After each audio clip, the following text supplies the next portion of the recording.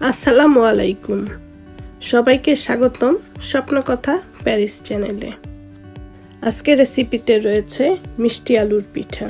একটু ব্যতিক্রম, তবে দারুণ মজা, আর তৈরি করতেও অনেক সহজ।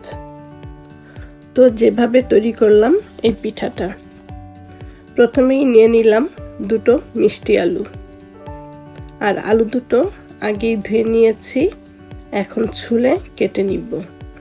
এখন যেহেতু শীতের সময়, তাই বাজারে মিষ্টি আলু পাওয়া যাবে। সব সময় এই আলুটা সিদ্ধ করে খাওয়া হয়। এবার না হয় পিঠা তৈরি করে দেখবেন কতটা যে মজার হতে পারে মিষ্টি আলুর পিঠা। তো এই আলুটা আমি এখন টুকরো করে কেটে নিব। বেশি বড় টুকরোও করব না, আবার বেশি ছোট টুকরোও করব না। তো আমি এরকম করে কেটেছি, আপনি যেরকম ইচ্ছা কেটে নিতে পারেন।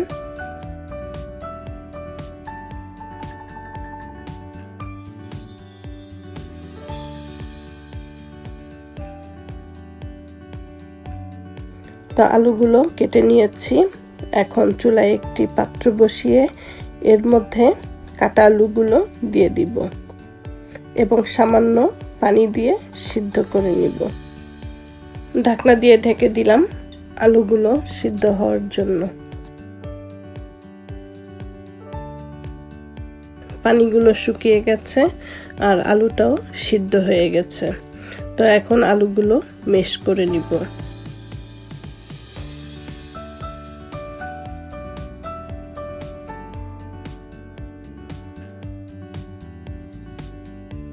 আলু মেশ করে নিয়ে এরপরে আধা কাপ চিনি দিয়ে দিব। চিনির পরিবর্তে গুঁড়ো দিয়ে করতে পারেন।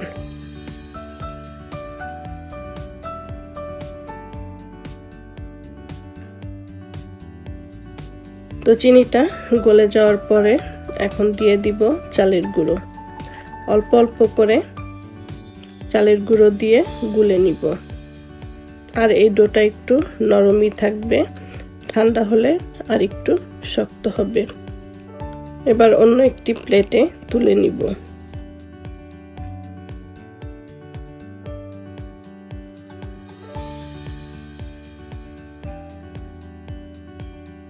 ডোটা মেখে নিয়েছি, আর এরকম নরম হবে।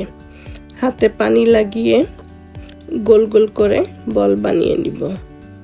শুধু গোল নয়, লম্বা চ্যাপ্টা করেও বানিয়ে নিতে পারেন, তবে আমি গোল করেই বানিয়ে নিচ্ছি।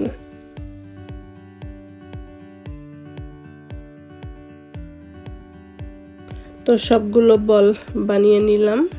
এবার নিয়ে নিলাম সাদা তিল ও একটি বাটিতে পানি। পানির মধ্যে একটি একটি করে বল দিয়ে ভিজিয়ে নিয়ে উঠিয়ে নিয়ে দিয়ে দিব সাদা তিলের মধ্যে।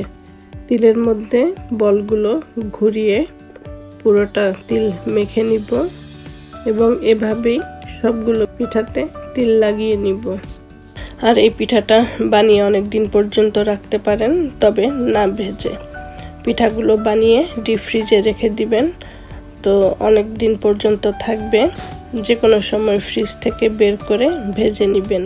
তো পিঠা বানানো হয়ে গেল, এখন ভেজে নেবার পালা। চুলায় তেল গরম হয়ে গেছে, তেলের মধ্যে পিঠাগুলো ছেড়ে দিব। তো তেলটা যেহেতু বেশি গরম, তাই আমি একটি চামচের মধ্যে একটি একটি করে পিঠা নিয়ে তারপরে তেলের মধ্যে দিচ্ছি।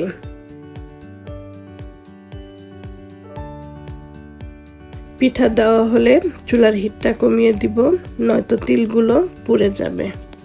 আর পিঠা হালকা বাদামি কালার হয়ে এলেই হয়ে যাবে পিঠা।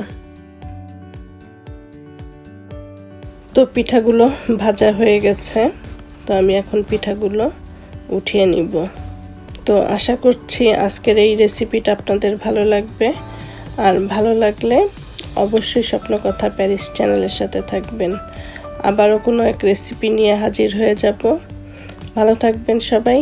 আল্লাহ হাফেজ।